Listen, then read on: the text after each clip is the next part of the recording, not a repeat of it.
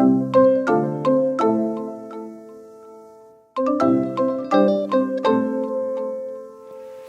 guys, it's Karina with Karina Loves to Plan. Welcome back to my channel. So here I am, basically ready to show you guys how I plan out my Instagram feed. So it really started back when I made the squad in the end of May of 2020, and I realized there was a certain aesthetic that I wanted to present with my Instagram feed, but it was just so difficult for me to figure out just the grid. It's so simple, but I needed something to draw out how I wanted my Instagram feed to look. So I'm going to show you guys how I have planned out my Instagram feed and how it's worked for me these past few months. Let's get started. So what we're going to end up creating here is really this laminated grid. Really simple, actually. So you can take a piece of Happy Planner paper. I have a mini one because I keep most of my day-to-day and my social media in a mini. So I'm taking a mini grid or dot grid paper here, or any type of paper. I'm going to put this to the side so you guys aren't distracted by the glare.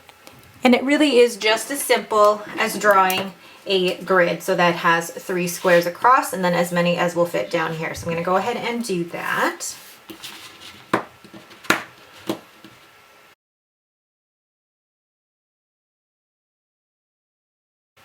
So you count out basically how many squares are in between and try to divide it evenly by 3. I probably should have counted first, but that's okay. So 1, 2, 3, 4, 5, 6, 7, 8.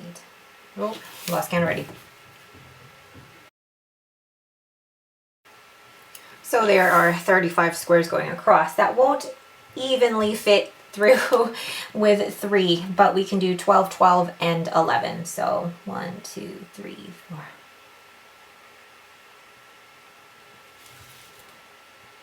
12.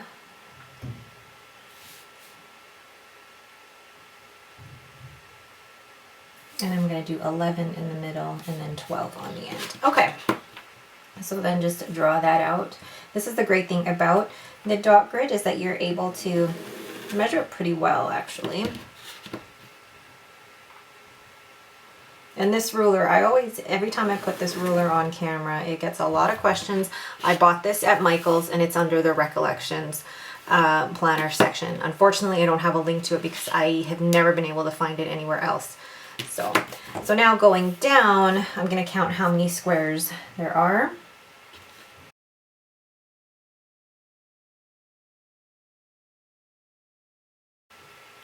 So there's 58 squares, meaning that if I did 12, 12, and 12, I could probably get 5 rows in here.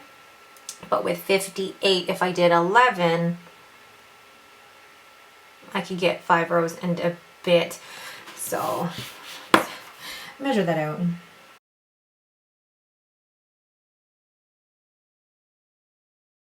Okay, so I was able to get 6. They're not all going to be exactly straight, but the point is you're basically creating a grid. That is basically a template that you're going to follow on your Instagram feed. Wow, that wasn't straight. And I even have a ruler and the dot grid to follow. But drawing out this grid has been key for me, because I'm able to map out basically what I want my pictures to look like. Okay. Oh my God, I'm sorry ahead of time for how not straight that is. But anyway, so when you're looking at an Instagram feed, the thing that really confused me was that you kind of had to plan it from bottom up. You can't plan it from top to bottom because of the way that it moves down the line. So you kind of have to plan it from bottom to top. And then knowing that was actually the most important thing for me, is knowing that when I was mapping out my feed and scheduling what my posts were going to look like, always start from the bottom and work your way up. Now, knowing that as well, the way that I wanted my feed to look, there's a certain aesthetic that I wanted. I wanted to have a mix of color backgrounds, white backgrounds, as well as lifestyle photos. So try a few different ways that you want to do this. But the way that I had done it is, first we'll start from actually when you're mapping it out, it doesn't matter where you start, but you know, I start with a white background color, then white, then color, white background, color, then white, lifestyle,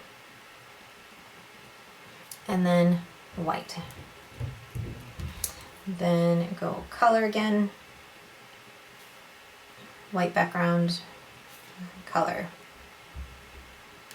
and then white, lifestyle, white, and then color, white, color. So it really is in the process of 6, and I actually even made a mistake here. That should be color, that should not be lifestyle. So this is why it's important to map it out.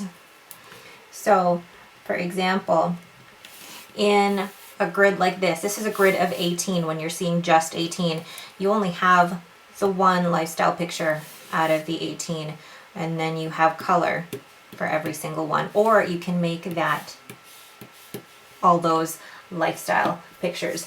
For what I'm doing actually, for what I do is that I make the lifestyle picture pretty much every sixth picture.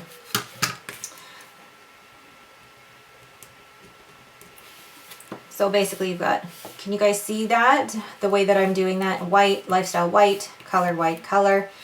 So now that you have an idea of how you want your overall spread your feed to look, then you can start actually planning out the pictures that you're going to take. However, you don't want to have to create a new one every time this fills up. So what I've done with mine is I've actually laminated mine. And now that I've laminated it, I can actually use a non-permanent marker on this and plan this out every week. So this is, you know, going to the week of the 25th. And here we are. What day is it today? Today is, I haven't put out my hourly yet. So I basically plan it from bottom to top, and then I map out where the pictures are going to go depending on, you know, what I normally post that day. And then once I've mapped this out, then when I filmed my actual YouTube video and then take the pictures for Instagram, I know what background color I need. Now for all of my pictures, I always take every single one that I've done a YouTube video for on a white background as a default, because I need that for my YouTube thumbnail. However, there are some then that I will do with a color background. Now, if there is a color background, for example, that are along the same line, I try to make these two the same color, these two the same color, and these two the same color. So that way, I used to have all fours the same color, but I found it restricted kind of the spreads that I wanted to do. You can also do this, you know, where the white is do color. You can really map out how you want your spread to look by just, you know, by something as simple as this grid. So really it just took this dot grid filler paper, drawing out a grid, drawing out the way that you want it, laminate this, and then once you're ready to map out your pictures, you start from the bottom, start from here and work your way up. And then check it off going this way, really backwards. This is the backwards thing that I needed to wrap my head around, is that when you're actually posting them, you post them in this order, starting from here, going to the left. And that's the order that you would post them in. So this is, I'm hoping, very helpful to you guys. Now,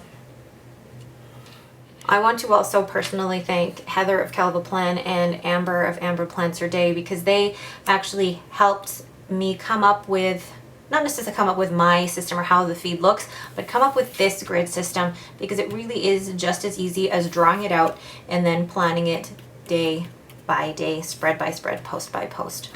All right, but make sure the key thing is that you do laminate it so that you have the ability to use this over and over again. All right, but that is it for me. Thank you guys so much for watching. I'm hoping this helped you when it comes to planning out your Instagram feeds, whether it be for planner spreads, whether it be for any type of Instagram feed you want to do. The main thing is planning it out and drawing it out beforehand, and then starting your posts from here and going to the right, the left. Goodness gracious. All right. Once again, thank you guys so much for watching and have yourselves a great day.